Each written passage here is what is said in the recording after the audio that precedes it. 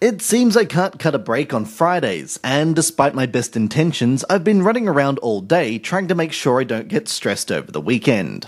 On a positive note, I'm all geared up for the local yearly zombie walk, and I now own pants that aren't falling apart. Sorry ladies, I'm already taken. But enough about my life, we're here to talk iOS, and we've got you covered in the Friday News Wrap-Up for October the 21st, 2011. Last week, Rockstar dropped a little bomb as they announced that a version of the 10th anniversary edition of Grand Theft Auto 3 would be making its way to iOS and Android devices as well. This is all well and good, but there's a catch. Only iPad 2 and iPhone 4Ss with the A5 processor will be able to take part in the initial release. Thankfully, Rockstar aren't so heartless as to leave things there, and single-core iOS devices are going to see a release later. Though, given the initial reactions, it's likely to be limited to iPad and 4th generation devices. The game is slated for this autumn, so it'll be out before you know it. Back in 2003, the popular Franco-Belgian shooter 13 saw a release on the PC, PS2, Xbox, and GameCube as a fun, if quietly received shooter.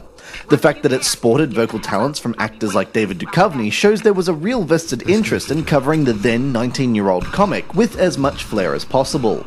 Now, French publisher Animan Interactive is teasing a new game based on the series for PC, Mac, iPhone and iPad. But alas, all other details peter out there as there's only a single image to work from. While it may be a bit much to expect things like the footage of the original game being shown to you here, it will be interesting to see what the developer releases. The App Store has seen its imitators, but Level 5 have finally decided to throw down and bring Professor Layton to iOS.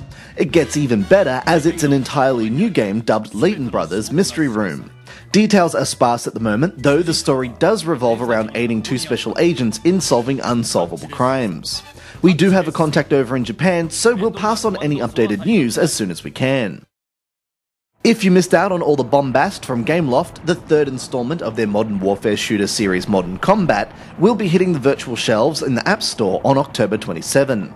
Aside from the usual notable improvements in graphics and gameplay, the game has also pushed the multiplayer limit up to 12 players, as opposed to 10 in the last game, so clans may have to expand their roster if they want to remain competitive.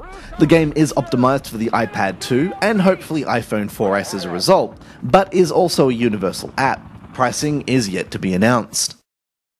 If you exist on the internet, have a Facebook profile, and haven't at least tried or know about Mafia Wars style games, then you can consider yourself in the proud minority. It's not that these sorts of games are bad, far from it, they can actually be quite addictive, but there's a stigma that comes from its rather lackluster days on Facebook. Please Stay Calm Zombie Apocalypse tries to rectify this by adding the social element into the game itself, getting players to work together in establishing safe houses around their cities, and fighting back the zombie tide while scavenging various local sites. I say their cities and local sites because the game tries to add a realistic touch by pulling locales from Foursquare and modifying the zombies and loot accordingly. Bonuses are awarded for traders who establish outposts nearby. Penalties apply if you try to collect them from too far away, but most importantly, you'll want to find other players nearby.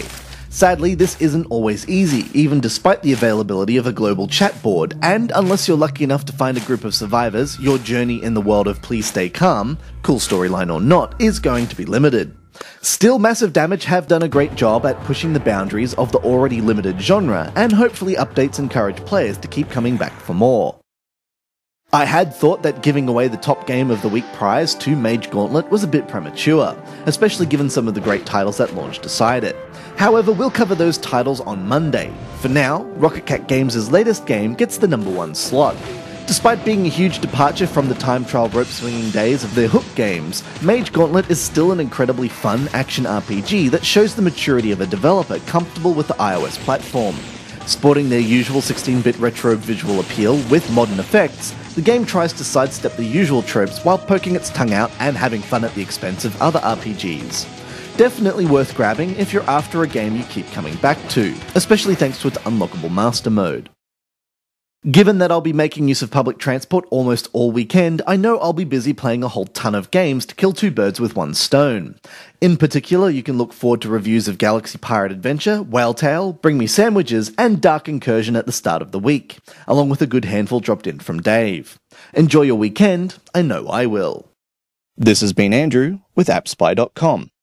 We review, you decide.